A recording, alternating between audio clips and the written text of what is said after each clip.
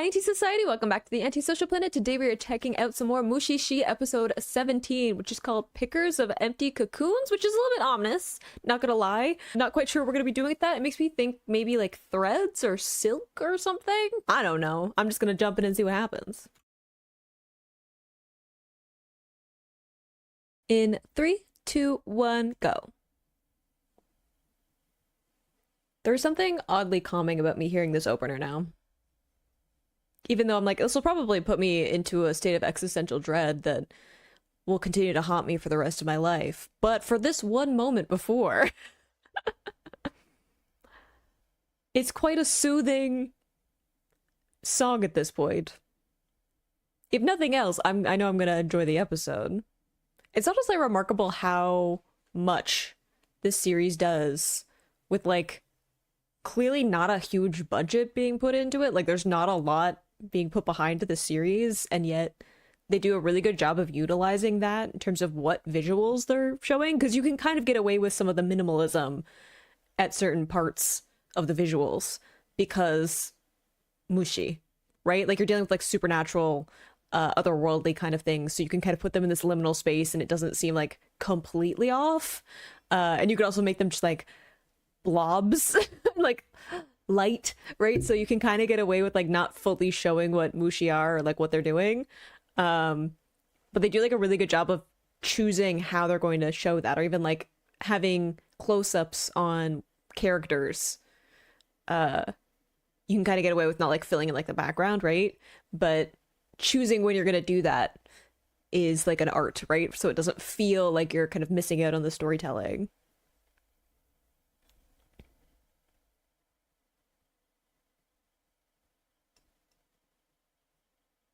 All right, I don't like the ambient noise. Are we underground? Okay, caves. Or are we in a cocoon? Oh, I don't like that. I don't like the idea of missing people. We have already had empty people wandering around. I do not need that happening in other places as well.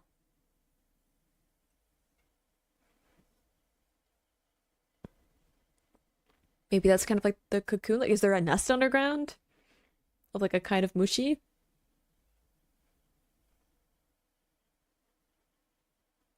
It just teleport in there for you? Supernatural things, I suppose, but like, still.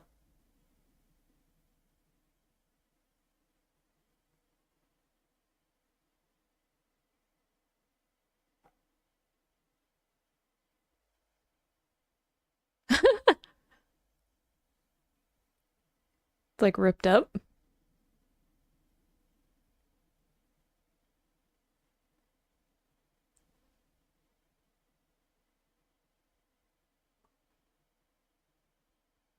So why did it come to you? Who's Aya? And what's the connection?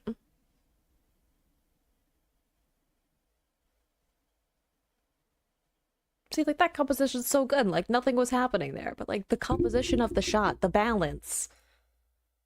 As a visual artist, I can appreciate it.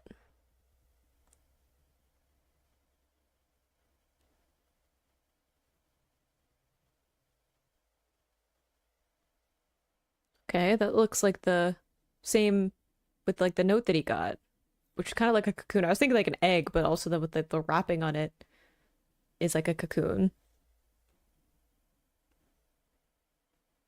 So did you send the note?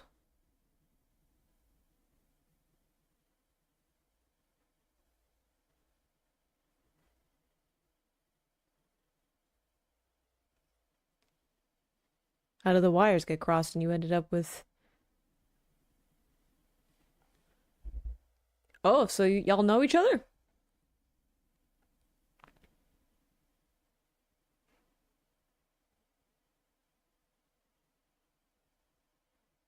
Okay, so that's why they look the same. This is where you got it?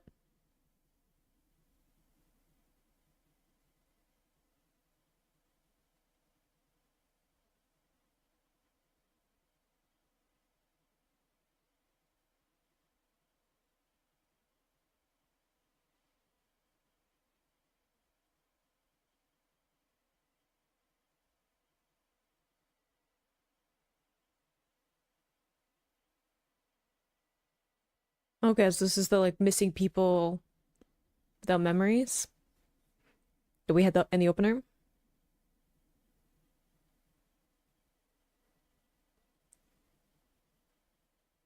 It's so difficult when someone like disappears though, right? Like, because you can't just like close the book on that. Because there's always the thought of could be somewhere.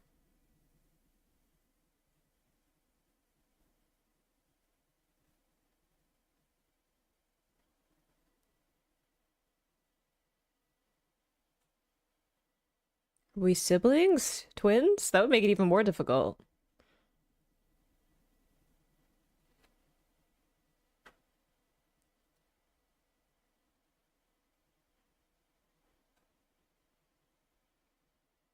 Ooh, like I was saying, I was like thread, silk.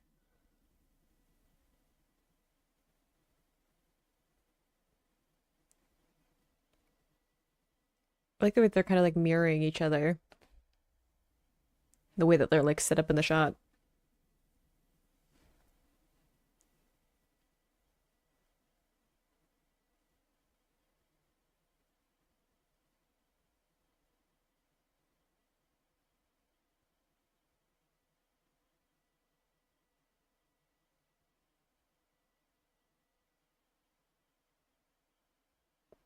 How are we supposed to remember someone when you were two?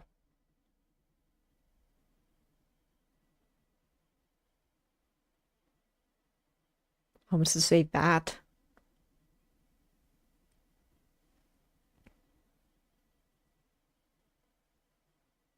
To see if they can see the Mushi, maybe?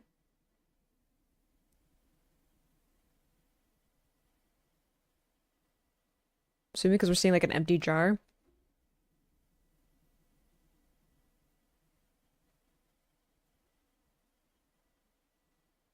Why do you need one of them?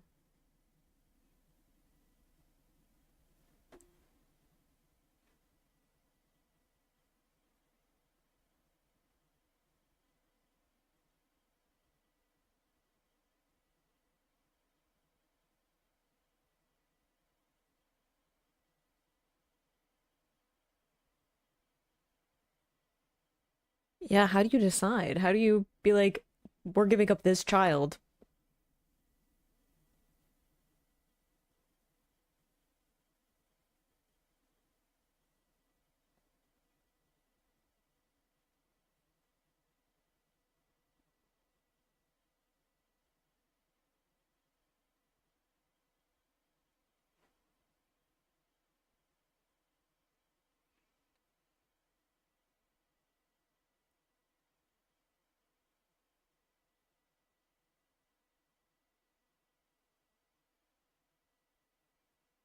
Yeah, I'm like, why do we only need one though?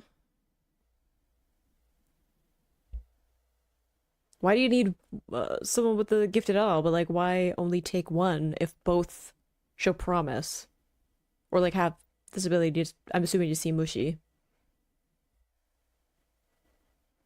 because we know one of them is around. I don't know. That seems ominous to be like, you'll see them again at some point.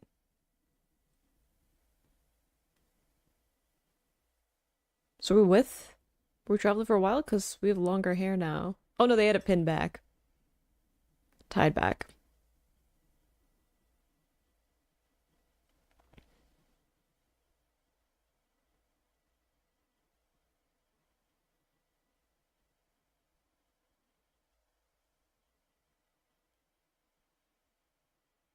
Like, is this the house that Aya was living in? And I know that Ginkgo talked about like the old man or something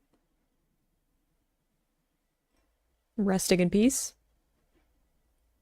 So Aya might be the only one who's still here.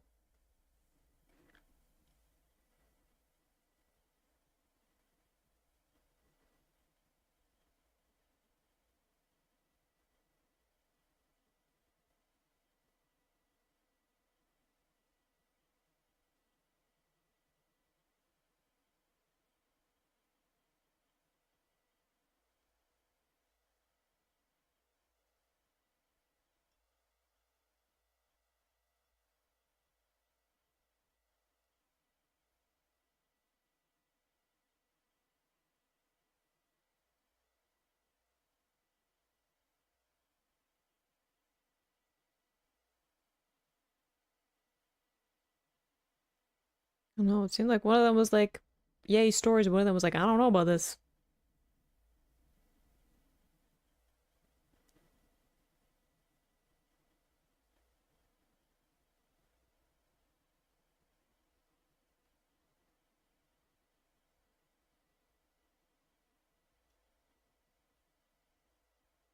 That seems symbolic that we've got two sisters.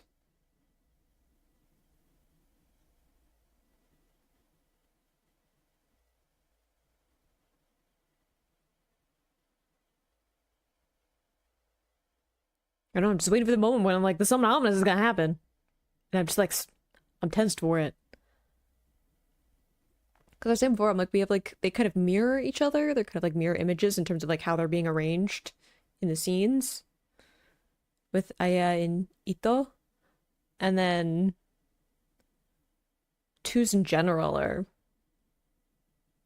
interesting in terms of like the doubling, like interweaving, right?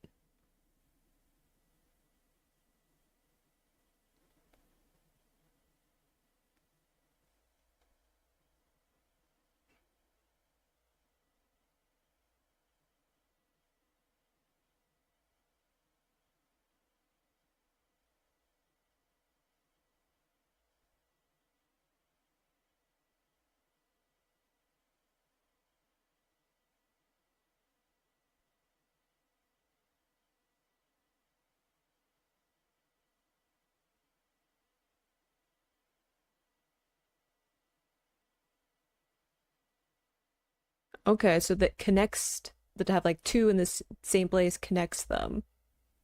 And I'm assuming that's how you send messages, right? Like the letter in one ends up in the other,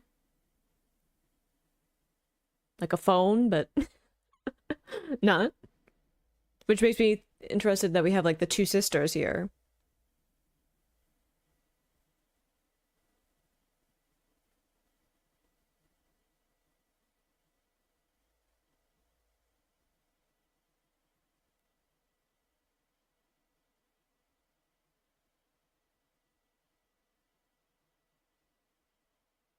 Mm-hmm.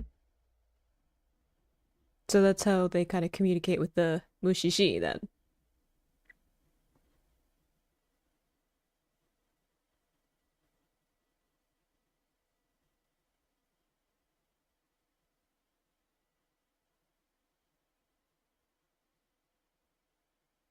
Well, that seems ominous too. It like ends up somewhere else, and I'm like, did we end up in this somewhere else?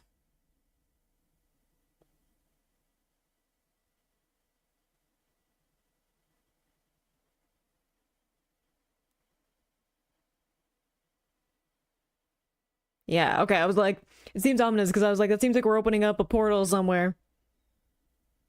Especially like taking the message from one place to another, like the connection between those two. Ah.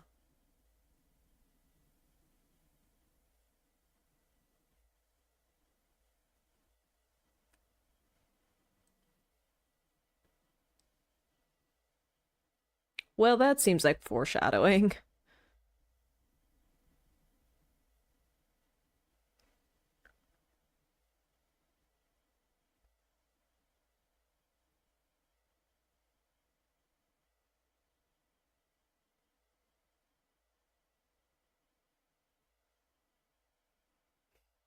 I don't know. I seem like being like, anyway, you're gonna end up in some kind of like ambiguous between place to wander for all of eternity. But it's nothing to worry about. Like I feel like I would be constantly worried about it.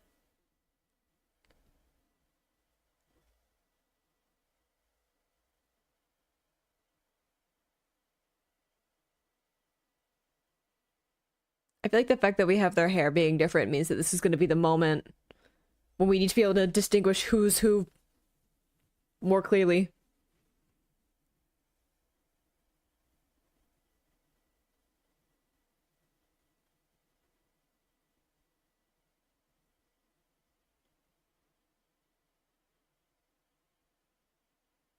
I have a bad feeling.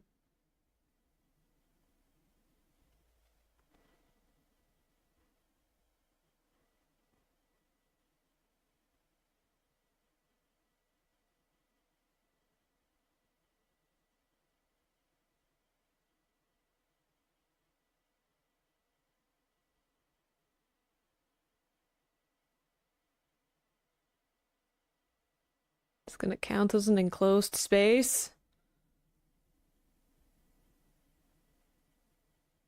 No! No, keep the enclosed space! Ah, dear.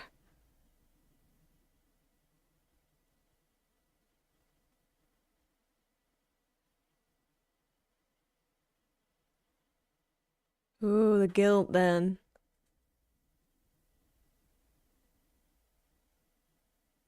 The guilt to feel like that it was your fault. Couldn't have known though.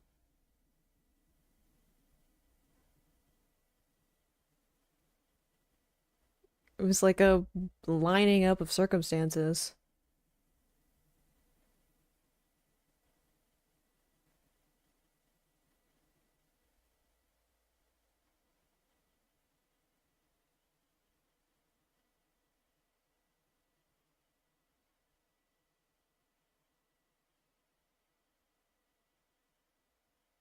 We're still trying.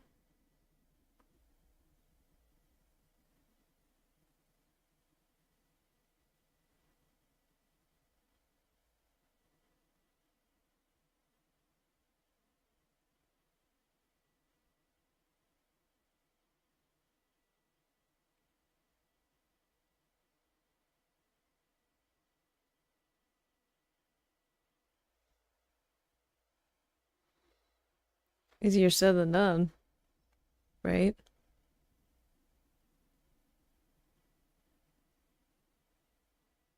Ginkgo, that seems reckless. We could just go in. I thought the whole thing was like if you go in, you can't come out. Unless you're a Mushi-shi, maybe?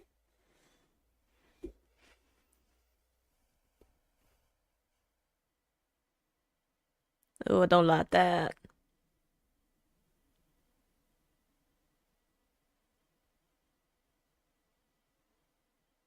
Maybe because we have like the chain?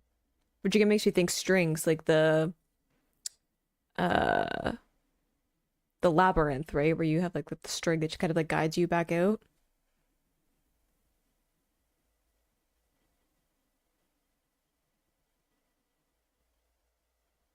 So it's like a underground like catacombs almost.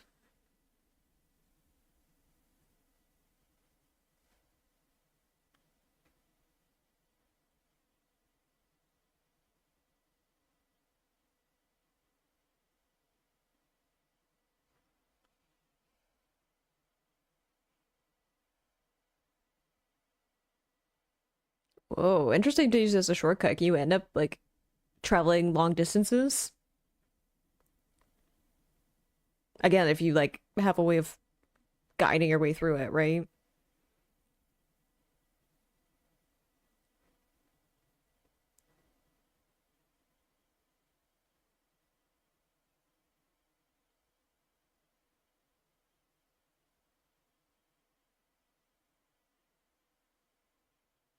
I don't know. There's an ominous sound to the place.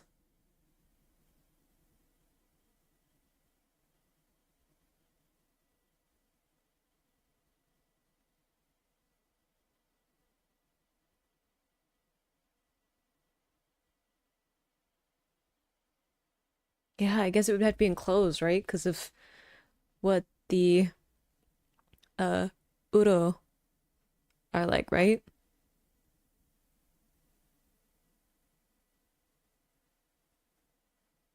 Makes sense that it would be like a underground cave then, right? Like the whole thing is enclosed in a way.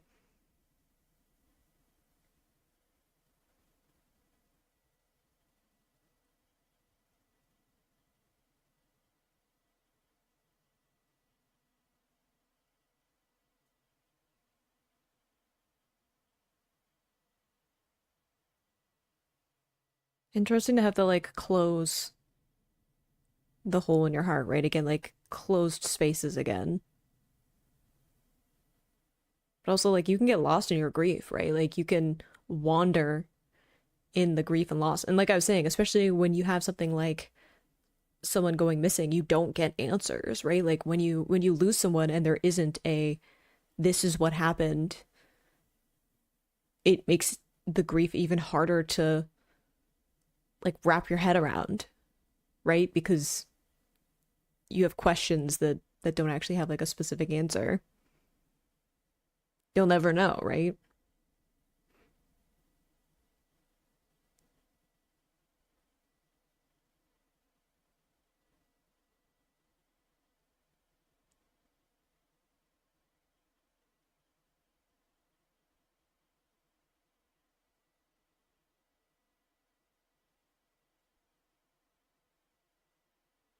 Is someone finding their way out?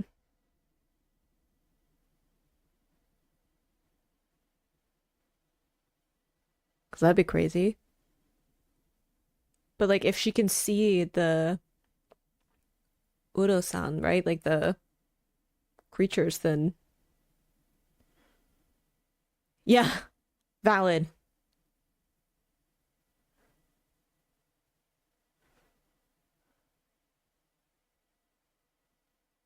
I was gonna say she probably didn't age, right? And she probably doesn't remember.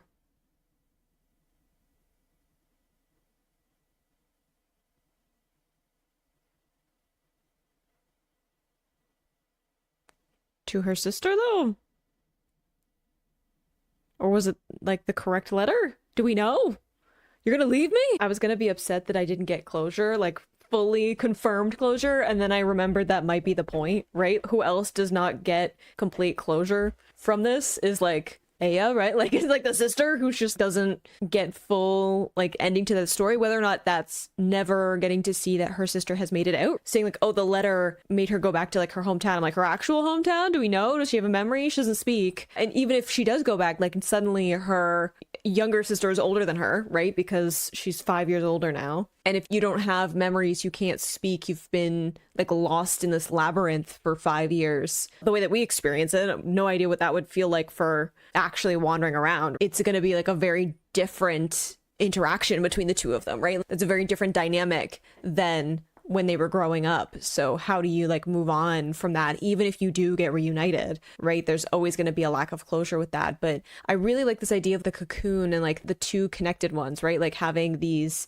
Uro-san like born in like the same cocoon together, wrapped in the same cocoon. And that because of that, when you separate them into two, like you rewrap the double cocoon into two separate ones, they like communicate with each other. I think that's a really cool like image anyway, and like a mechanic to put in with the Mushi-shi, but also relating that to like siblings and like really close siblings. I don't know if they were actually like twins or just like closer. They said one was older than the other, but like by how much. But I think that's a really cool thing, especially for something like twins, where you have two people who are like born together and there's like connections between them. And like I said, the way that they're being arranged as like mirror images of each other, I think was really interesting too. And talking about being able to venture into this like in between or like liminal space because of these like creatures needing to be in like enclosed spaces. It's just like a really cool bit of like world building to like include into this. And even like having the silk, right, and the strings that kind of tie things together makes me think the like strings of fate, but also just like the way that two people can be like interconnected, whether they're like siblings or relatives or just like really close to each other, how you can always feel like there's this kind of intertwining of the two of you, and when one of them's gone it feels almost like a phantom limb, right? Because you're so connected with who that person is that it feels wrong to not have them there. There's always a part of you drifting with where they are, right? So just really interesting like visuals and like all the way they interweave all of the symbolism together is always really impressive with this series. But I hope you enjoyed watching that along with me. You can click this playlist to go into my previous reactions, or you can subscribe so next time I post a Mushi-shi reaction. I will see you in the next video. Bye.